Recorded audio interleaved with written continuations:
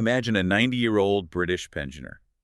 He just lives a quiet life. But Yeah. imagine that according to a massive mountain of legal paperwork, this exact same elderly man is the sole owner and director of a multi-million-dollar offshore corporation. Right, a corporation that is actually, secretly being used by an American millionaire to funnel cash all around the globe. Yeah, exactly. And that absurdity, well, it wasn't some glitch in the system. It was literally the foundational business model of the largest shadow economy on Earth.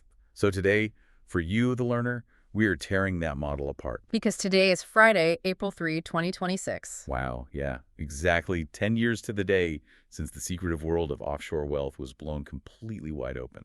We're looking at an incredibly dense stack of source material for this deep dive today. I mean, we have reporting from Le Monde, Wired, Al Jazeera, The Guardian, and of course the massive database compiled by the International Consortium of Investigative Out Journalists. the ICIJ, right? Exactly.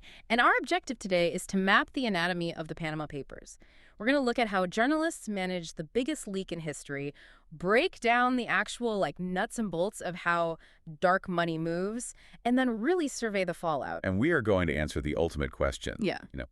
10 years later, is the offshore system actually dismantled, or did it just adapt? So, okay, let's unpack this. And I think we need to start with the sheer mind-boggling scale of the data. Oh, absolutely. Because before we get to the actual crimes, we have to understand the logistics. When regular people think of a data leak, they think of, I don't know, a spreadsheet of passwords or credit card numbers. But this was not that. No, not even close. Huh. The Panama Papers refers to a leak of over 11.5 million financial and legal records. And this was all from one specific Panamanian law firm called Mossack Fonseca. Just one firm. Just one. And these records, they spanned roughly 40 years of the firm's history, so it amounted to a 2.6 terabyte data set. Okay, 2.6 terabytes. I mean, to put 2.6 terabytes of text, scanned PDFs and emails into perspective for you, the listener, that is well over 1,000 times larger than the famous WikiLeaks Cablegate release. It's just staggering. It's millions of pages. Like if you printed it out, you could fill an entire library. And it all started back in late 2014 when this anonymous whistleblower, using the pseudonym John Doe, reached out to a reporter. Right, Bastian Obermeier at the German newspaper Süddeutsche Zeitung. Yeah, and the initial contact, it came through an encrypted chat. John Doe just sent a very brief message, literally just interested in data, followed by the stark warning, my life is in danger. And John Doe refused to ever meet in person. They just began transferring the files. But Obermeier and his colleagues at the newspaper, they quickly hit a wall. Because of the volume, right? Exactly. When you are staring at a library's worth of totally unorganized data, I mean, emails, handwritten notes, scanned passports in dozens of different languages, you just cannot process it alone. It was physically impossible for this to be a single newspaper's exclusive scoop. Which is why they brought in the ICIJ, this group that specializes in cross-border investigations.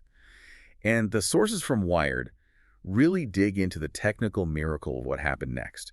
Because the ICIJ, they essentially built a secret encrypted Google just for journalists. Yeah, they really had to innovate. They used optical character recognition to turn these blurry scanned faxes into searchable text, and then they built graph databases to connect the dots. Because you have all these disparate pieces of info. Right, so if an email address appeared in a document in Panama, and then a matching passport photo appeared in a completely different folder in the British Virgin Islands, the software drew a line between them. It's incredible. Mm-hmm. But the human element was just as complex as the software.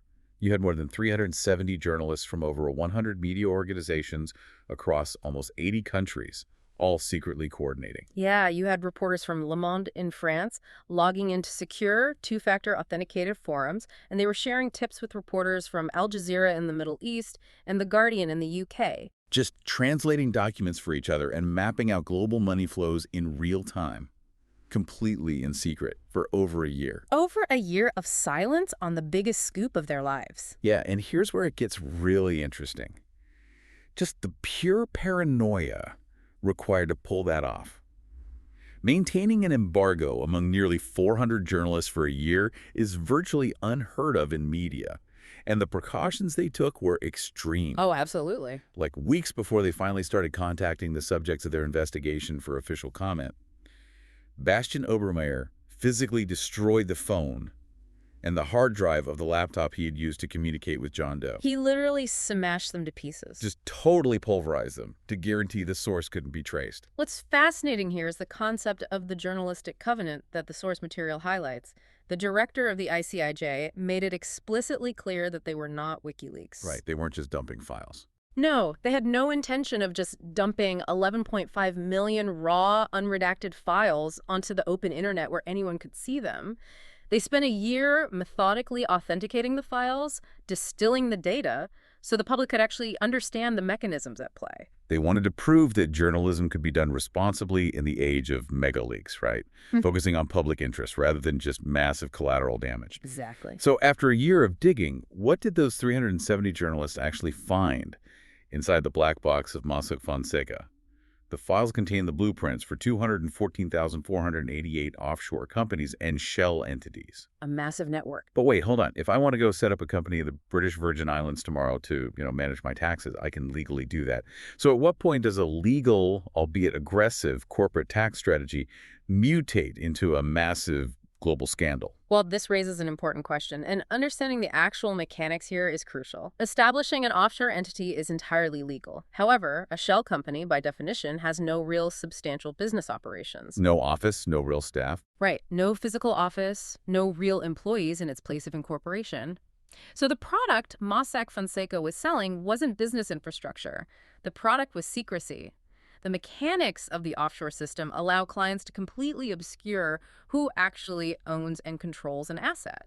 And that thin line between legal tax avoidance and illegal concealment is where all the dark money flows. Exactly. Let's break down exactly how that concealment works, because the sources detail these mechanisms beautifully. It really all comes down to two concepts, the beneficial owner and the nominee director. Right. So the beneficial owner is the real person, the billionaire, the politician, the criminal, whoever. It's the person who actually controls the money and pockets the profits. But their name never appears on the paperwork. Never. Instead, Mossack Fonseca would provide a nominee director. And this is where your 90-year-old British pensioner comes in. Oh, right. The human shield. Yes. A nominee director is essentially a human shield. They are paid a small fee to just put their signature on the incorporation documents. On paper, the pensioner owns the company. In reality, he has no idea what the company does. He probably thinks he's just signing some basic form. Probably.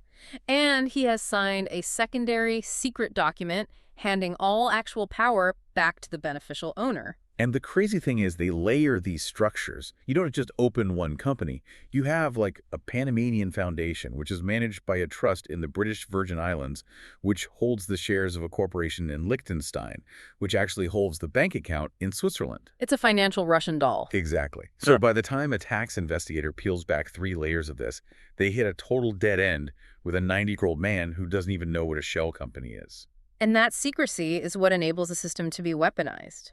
The leaked documents didn't just expose wealthy individuals avoiding taxes, they exposed the bypassing of international sanctions and the laundering of money from criminal cartels. Because the infrastructure is identical, regardless of the crime. The plumbing is exactly the same. And the sources give us some very specific ground-level examples of this. The reporting revealed a $2 billion hidden network tied to Russian President Vladimir Putin. Right, and since Putin's own name obviously couldn't appear on a bank account holding billions, the reporting showed the network was channeled through accounts held by his close friend, the cellist Sergei Roldugin. And the mechanics of how that $2 billion moved are just staggering. I mean, the files showed instances of offshore companies executing fake stock trades. Yeah, they would buy shares and then immediately cancel the trade, and that would result in a massive compensation fee being paid straight to Roldugin's companies. Or they would issue these multi-million-dollar loans between shell companies, and then the lender would simply forgive the debt entirely.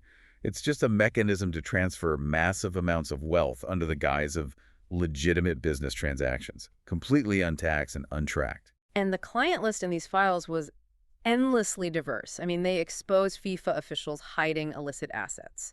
They revealed British bankers setting up front companies that were used by the North Korean government to sell weapons and bypass global sanctions. Just incredible. They showed Mexican drug cartels using the exact same Russian doll structures to launder the proceeds of narcotic sales. For 40 years, Mossack Fonseca operated this machine. But, knowing about the Russian dolls is one thing, actually proving who is inside them is another. Which brings us to Sunday, April 3, 2016, the day the ICIJ finally hit publish and named names. The transition from a secret investigation to public knowledge was an absolute earthquake.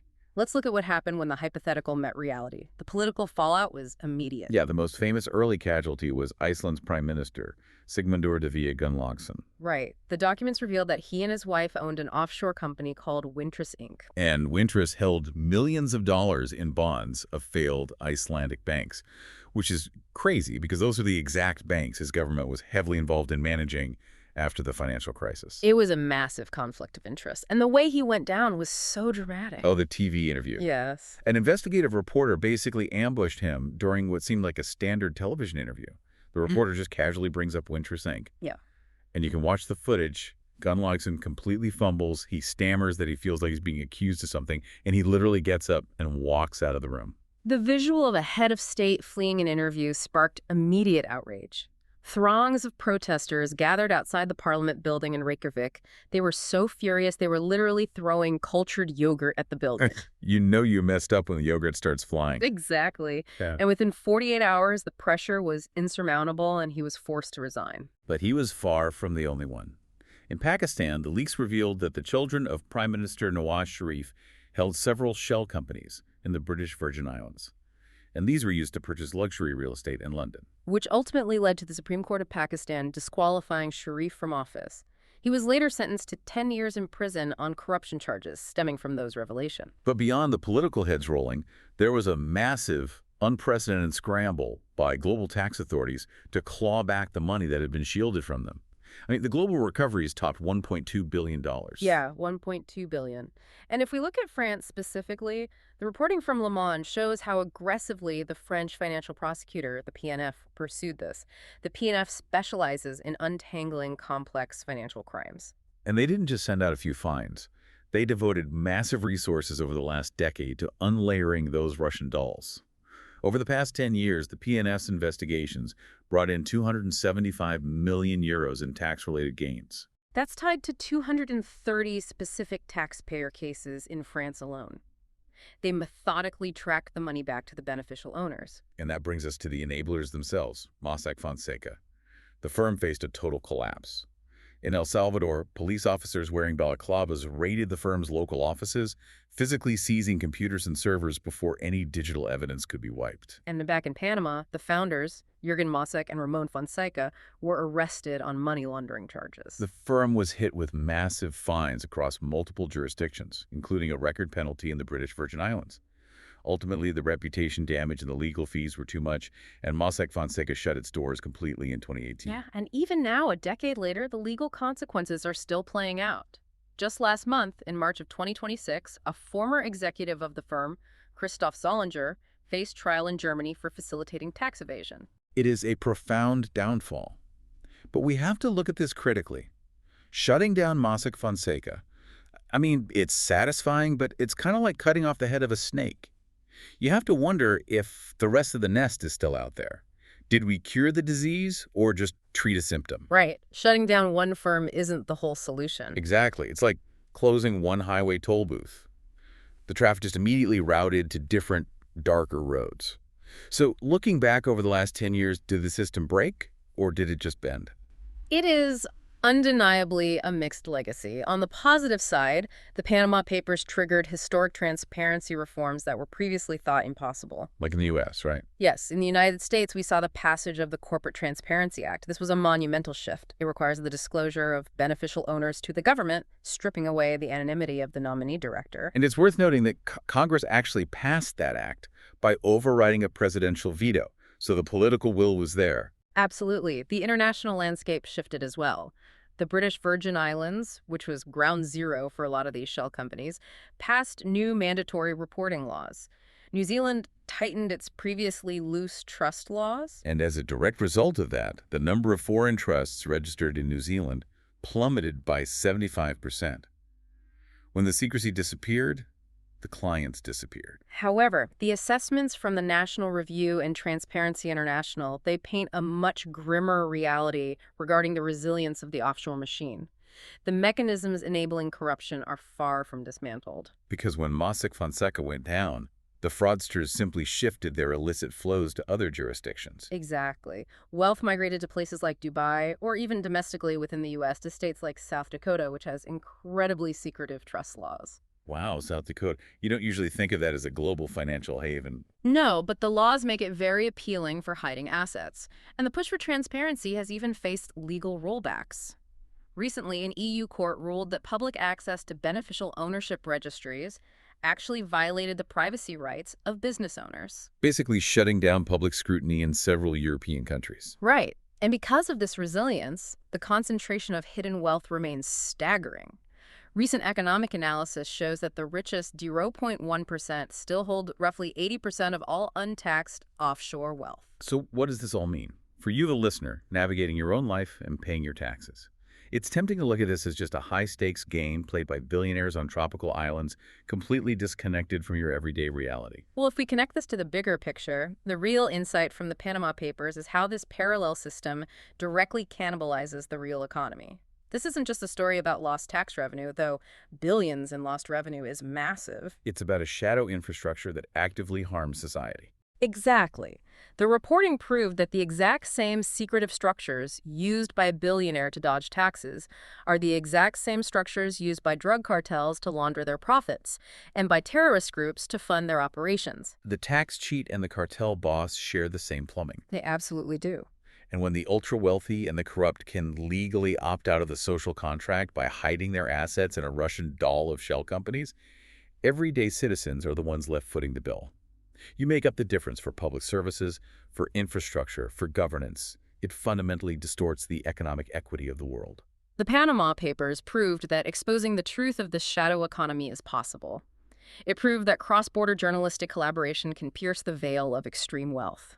But the past 10 years have also proved that dismantling a system this deeply entrenched takes a lot more than one mega leak. It requires sustained, relentless political will and global coordination. Which leaves us with one final thought to mull over today as we look back on this 10-year anniversary. We know that the original whistleblower, John Doe, remains anonymous. Right, never identified.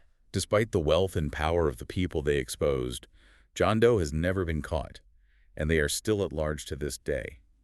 And given how incredibly resilient the offshore machine has proven to be, and how agonizingly slow government reforms actually move, maybe the most powerful regulator of global corruption isn't a government agency or a new transparency law at all.